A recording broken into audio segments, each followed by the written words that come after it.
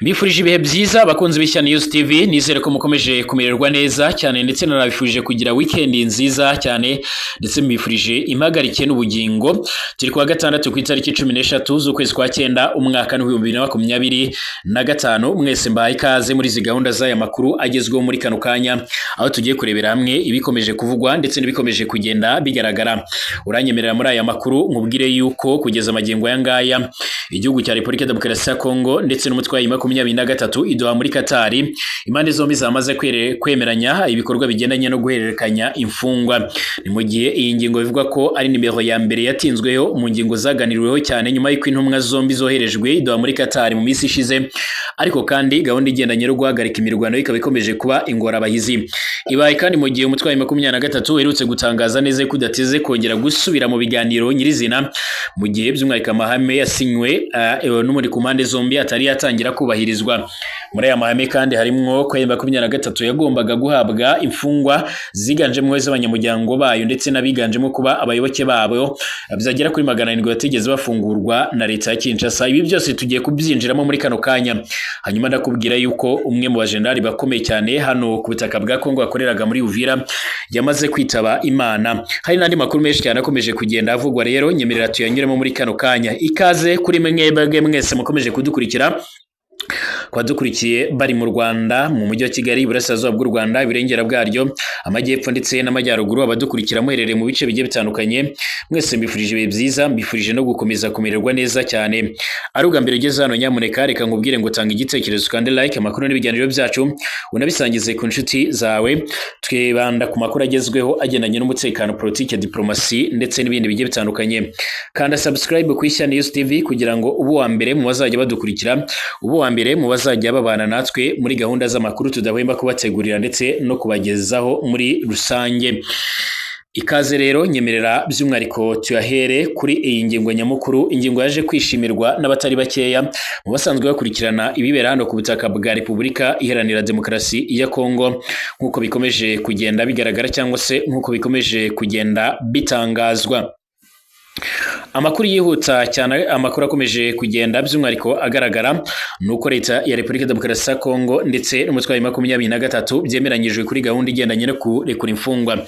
Ubutegetsi bwa Repubulika ya Demokarasi ya Kongo ndetse n'ihuriro rya FCR bezwe n'umutwe wa 23 usanzwe urwanya ubutegetsi byumvikanye ku buryo rero bwo kurekura imfungwa za buri ruhande bifashijwemo na leta ya Katari. Ibi bikaba byemeranyijwe mu biganiro bimaze iminsi bibera i Doha muri Katari. Aya makuru yemejwe rero n'umujyanama wa Leta Zunze Ubumwe za Amerika ushinzwe ubufatanye ndetse na Afurika, Bwana Masade, kuri wa 12 Nzeri 2025. Uyu yagaragaje ko kandi ari intambwe nziza iganisha by'umwihariko impande zombi ku guhagarika ubushyamirane ndetse n'imirwano ikomeje gutuma benshi bava mu byabo, abandi bagahunga, abandi bakanapfira muri iyi mirwano. Yagize ati, dushimiye kandi isinywa ry'uburyo rero bwo kurekura imfungwa ryakozwe na leta ya Repubulika ya Demokarasi ya Kongo ndetse n'umutwe wa 23. Intambwe ikomeye cyane iganisha ku guhagarika ubushyamirane ndetse no kugera ku mahoro mu burasirazuba bwa Repubulika ya Demokarasi ya Kongo.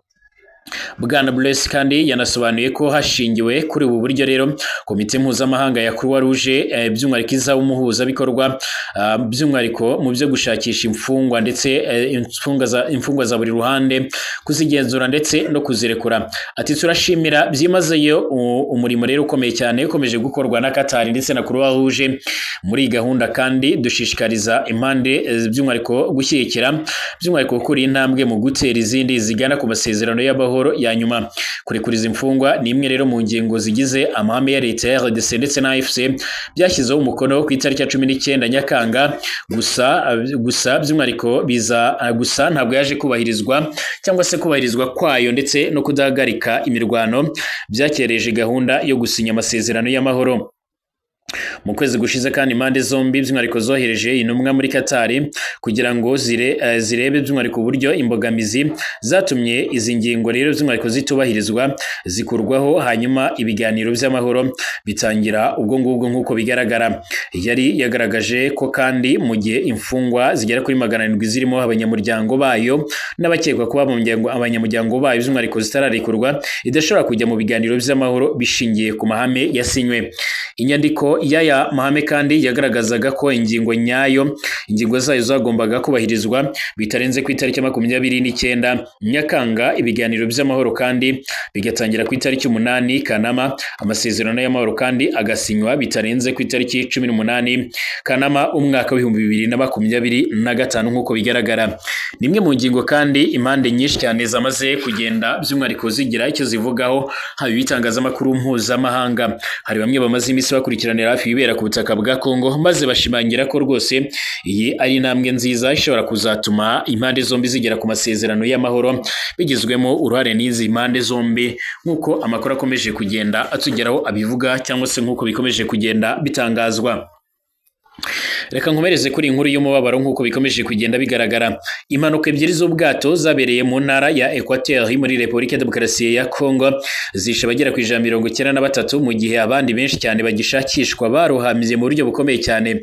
Izi mpanuka zabaye ku itariki 10 ndetse na 11 Nzeri 2025 nk'uko guverinoma ya Repubulika Demokarasi ya Kongo yabisobanuriye itangazamakuru. Ubwato bwa mbere bwarohamye rero tariki ya 10 Nzeri muri teritwari y'ahitwa Basankusu.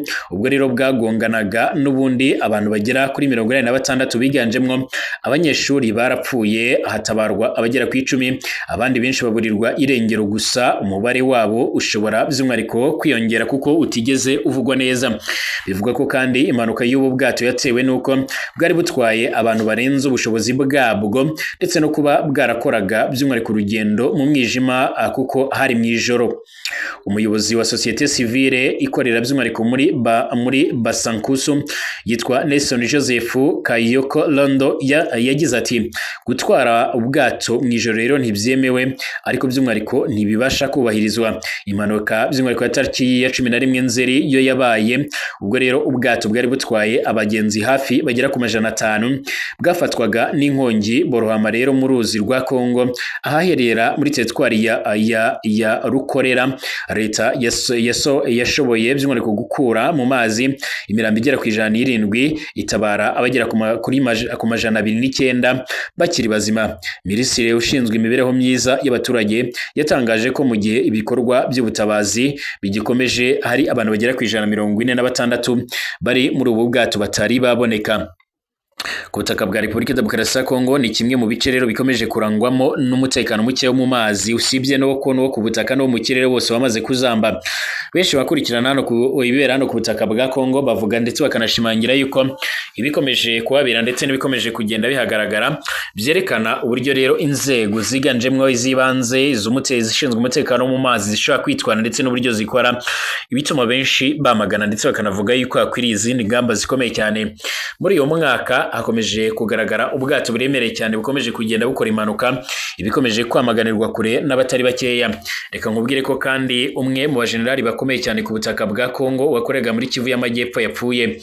N'igisirikare cya Repubulika Iharanira Demokarasi ya Kongo cyatangaje ko umuyobozi w'akarere ka gisirikare ka 33 Brigadier General Mwaku Mbuluku Daniel yapfuye. Umuvugizi w'igisirikare by'umwihariko cya Repubulika Demokarasi ya Kongo General Major Sylvain Kengembo Musa yasobanuye ko uyu musirikare yagize ikibazo cy'ubuzima apfa ku itariki ya 12 ubwo ni ku munsi w'ejo Nzeri 2025 ubwo yihutishizwaga mu bitaro bikuru bya Uvira. Bwana General Sylvain Kengembo Musa Ifomi yanasobanuye ko kandi hari gutegurwa gahunda yo kujyana umurambo wa Brigadier General Mwaku Mbuluku Kinshasa, kandi ko ariho by'umwihariko hazabera umuhango wo kumusezeraho mu cyubahiro. Brigadier General Gasita kandi Olivier usanzwe ari umuyobozi wungirije w'akarere ka gisirikare ka 33 ushinzwe ibikorwa bya gisirikare ndetse n'ubutasi, niwe by'umwihariko ukayobora by'agateganyo nyuma y'urupfu rw'uyu muyobozi. Icyakora by'umwihariko ikibazo gihari nuko bitewe nuko abarwanyi bo mu mitwe yao igizwe ihuriro rya Wazalendo by'umwihariko barwangije Brigadier General Gasita yafashe icyemezo cyo kuva muri Uvira tariki ya 9 Nzeri, mu gihe rero ategereje by'umwihariko ko ubuyobozi bukuru by'umwihariko bugira icyo bukora. Bivuze ko kandi by'umwihariko kuri uyu mwanya w'akarere ka 33 ka gisirikare nta muyobozi mukuru kafite ku cyicaro gikuru cyako cy'agateganyo mu mujyi wa Uvira. Mbashimira ko mukomeza kubana natwe muri gahunda z'amakuru hano ku Ishyano News TV.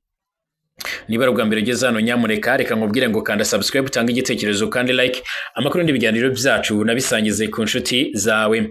Niba uri mu Burundi ndagushuje, niba uri hirya no hino mu isi nkwifurije ibihe byiza.